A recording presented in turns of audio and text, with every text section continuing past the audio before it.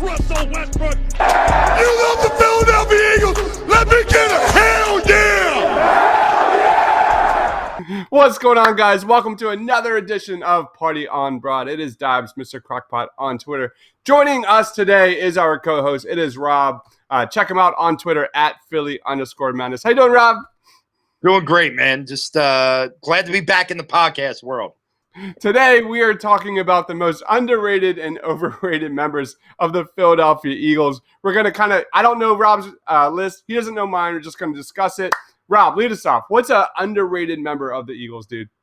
All right, let's go with the underrated member. And I'm making him underrated because I think people forgot that he was on this team.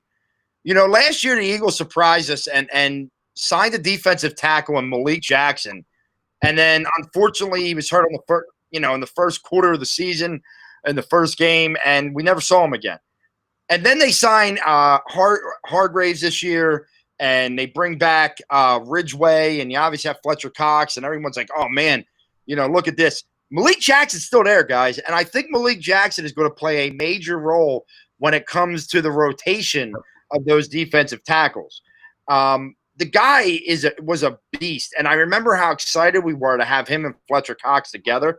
Well, now we have them together, Hargraves, Ridgeway. We have probably a four-man rotation of defensive tackle that any one of those guys most teams would love to have. So I'm going to go with Malik Jackson as an underrated player just because I think we forgot that he was here.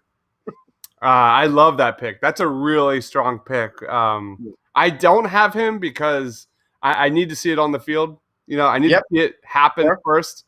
But on paper, it looks delicious. And you know how Jim Schwartz loves to line his guys all over the field. The potential is really there. I'm really excited to see the combinations and moving Malik and Fletcher and Hargraves like all over. That's a really good one.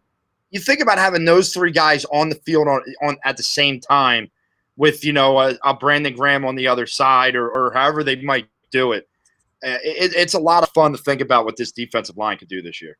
Absolutely. My most underrated member of the Birds, this is my breakout player of 2020, man, for the Philadelphia Eagles. If you go back to some of our previous Party on Broads, before the 2019 season, you will find me screaming for this guy to make the 53-man roster over Mac Hollins. This guy just makes plays every single time he's on the field. But my guy here is Greg Ward. This guy is just this guy was such a clear improvement in the slot over Nelson Aguilar when the second he stepped on the field. He finished the regular season with 28 catches, 254 yards, and a touchdown. He just delivered. The Eagles were just gutted at wide receiver, and the guy just came in and was a leader. And if you expand that he didn't have a catch until week 12, man.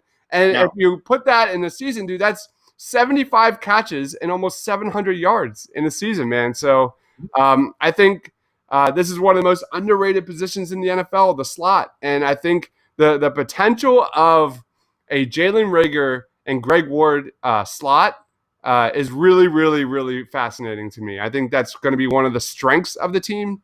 And so help me God, man, if Greg Ward gets caught up in another numbers game and supposedly doesn't make the roster, or I'm just not sold. Like Marquise Goodwin, that guy doesn't do anything for me, man. They traded peanuts for him, a 6th-round pick on a 1-year deal. He's making $1 million. So there will be hell to pay if Greg Ward doesn't make this roster. Yeah, Goodwin reminds me of if you remember a few years back when the Eagles signed Steve Smith from the New York Giants and even make the roster coming out of camp.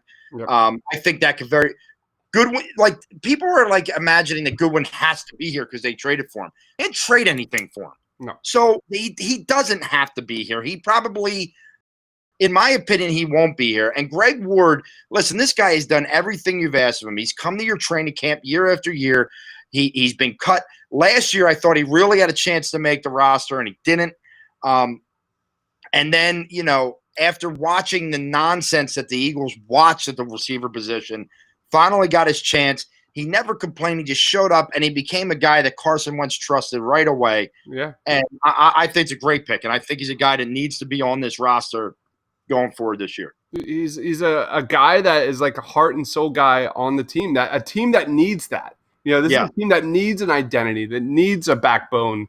I think Greg Ward to not make the roster would be just a massive mistake. Yeah, and let's face it, the wide receiver position isn't just all of a sudden cured. Yep. They're going to need guys at this position, and he's a guy I think you're going to need. All right, let's move on to overrated, man. Go ahead, dude. All right, I'm going to upset people today. All right, people are going to watch this. They're going to attack me. They're going to tell me I'm an idiot, but I want them to understand my logic behind this. I just said to you that the wide receiver position is not cured yet. Oh, I see. I love number 10. I love the guy. And, man, yeah, he has made some unbelievable plays. And to think of the first game of the season last year. But he is overrated by our fan base. So I'm going with Desean Jackson. And it's all because I can't count on him for 12 games in a season right now. I don't know if I could count on him for 10 games in a season right now. And because of that, because technically our number one wideout on this team is getting older and is injury plagued, we are overrating this, because the fact of the matter is he is going to miss time at some point this year. And that's our number one guy. It's not like going into last season when we thought, hey, we still have Alshon, we have Desean. So even if Desean has to miss a few games, we got the guys that can, make plays and be number one guys. I don't know if you know me with Rager. I know that he's got talent, but I don't know if he's ready to fill that void. Yeah. We know our Whiteside's not. Mm-hmm. Greg Wood's a nice player, but he's not.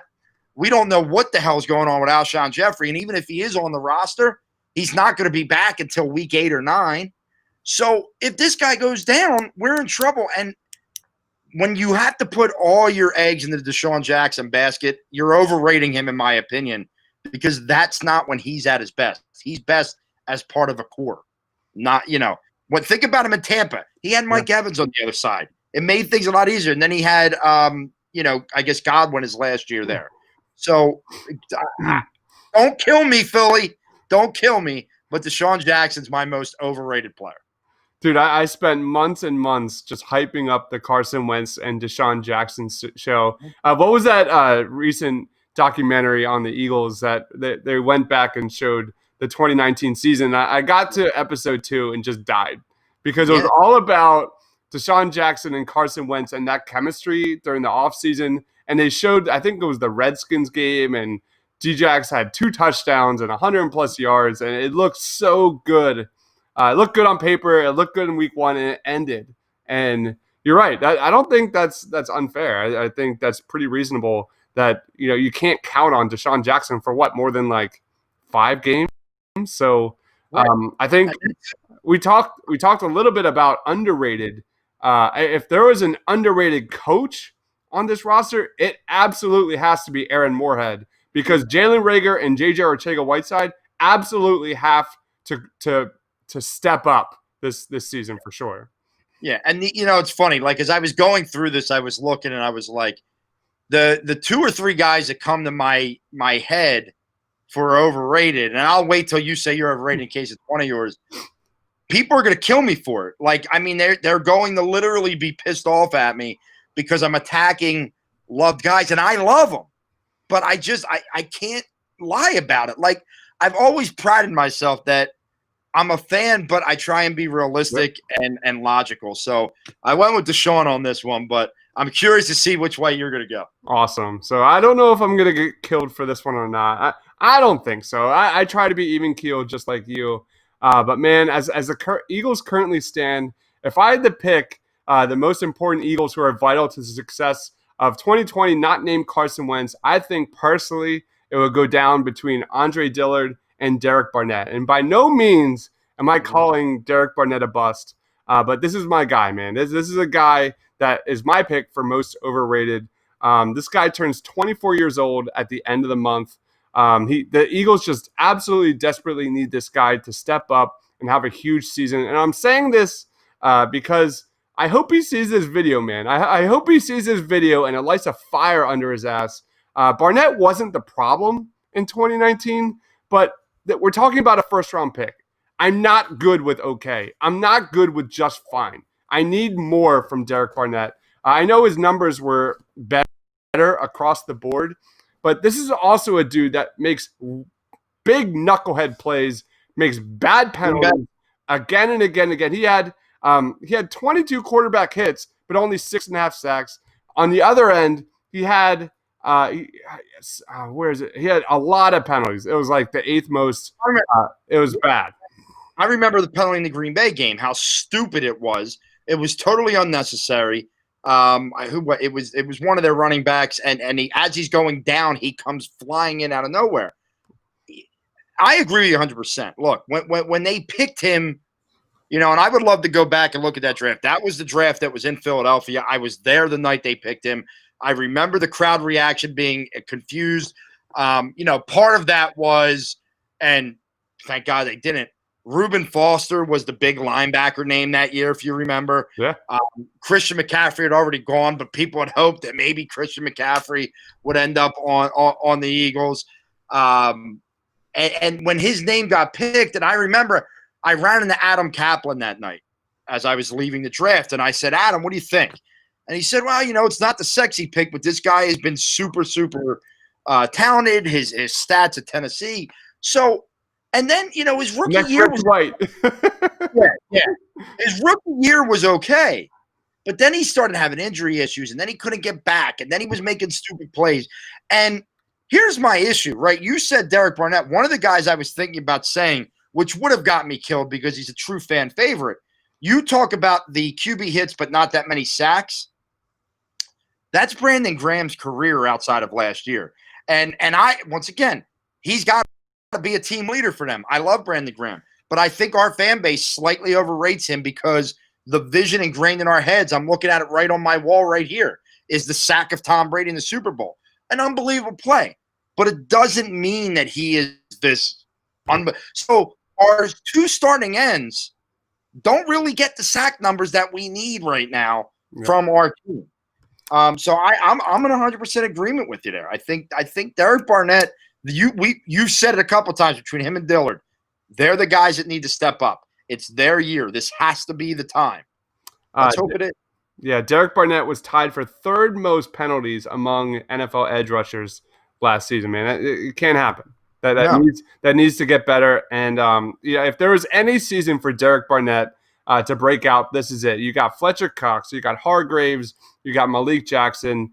There is absolutely zero excuse for Derek Barnett to step up this season. I know he's fought injuries a long time, so I'm not calling Derek Barnett a bust, but this is a guy that is not good enough. If we're talking about a 3rd or 4th round pick, fine, but this is a starter, and this is a guy that has a price tag and a label that he needs to be better than what he's doing on the field. Yeah, 100%. I mean, and it's a shame because when I look at the Eagles roster, like I was saying, every person that I think that could be considered overrated are these lovable guys. Jaylen Mills, right? I love Jaylen Mills, but the Eagles re-signed him, and everyone acted like they just solved their safety problem. No, you didn't. We don't know what the hell he's going to be at the safety. And the other one isn't a player. And listen, Dougie P, I love him. He's a great leader of men. In my opinion, and I said this on our show, I said this on the Madness with Just this past week. As an X's and O's guy, he's got a lot to show me still because outside of his year with Frank Reich, absolutely, there have been more times than not that we have questioned him and some of the decisions he's making. Yeah. No. We've got to be careful. I know it's funny. We did the schedule show and we all came out with 10-6, 11-5. And I sat back and I went, this team could be 8-8 this year. There's no doubt in my mind they could be 8-8 this year. Yeah, absolutely. Just like the Phillies, man. There's just as many question marks. It's the whole damn. There's so many young guys on this team, just like last year, that we need to step up. They didn't step up in 2019. Yeah. So will they do it in 2020? I think that is the question. Derek Barnett, Andre Dillard, can the offensive line stay healthy? All of that. Like I have no questions about Carson Wentz. The loss of Malcolm Jenkins. Like there are just as many bright spots and maybe even more question marks. Yeah, and you talk about that offensive line. The health there is crucial. If Kelsey, Brooks, and Johnson are there, you feel good about where you're at. On the other side, I guess Sayamalu will still be in there at the left guard. It's obviously Dillard's job to lose, although with the way that this offseason has gone and with the pandemic, I will not be surprised in the least bit if Jason Peters is back here. I mean, it almost seems like it's not a matter of if anymore.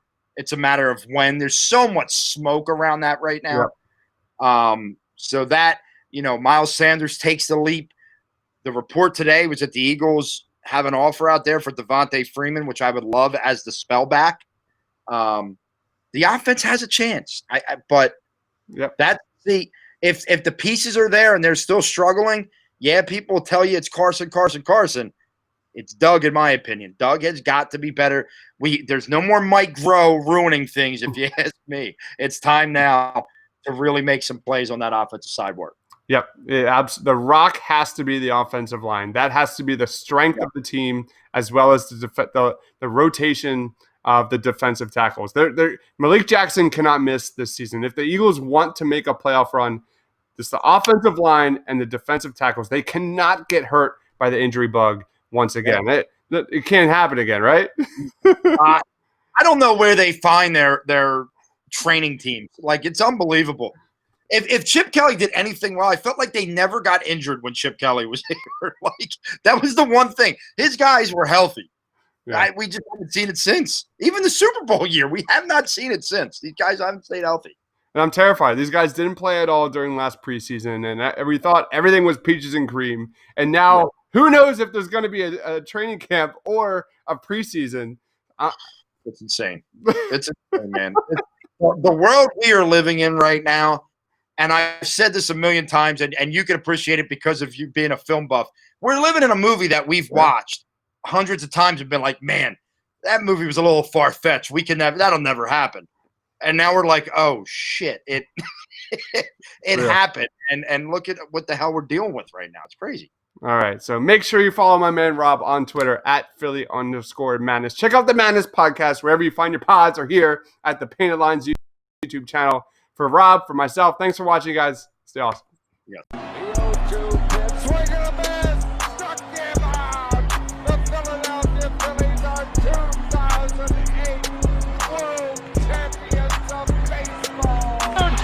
Sixers win it!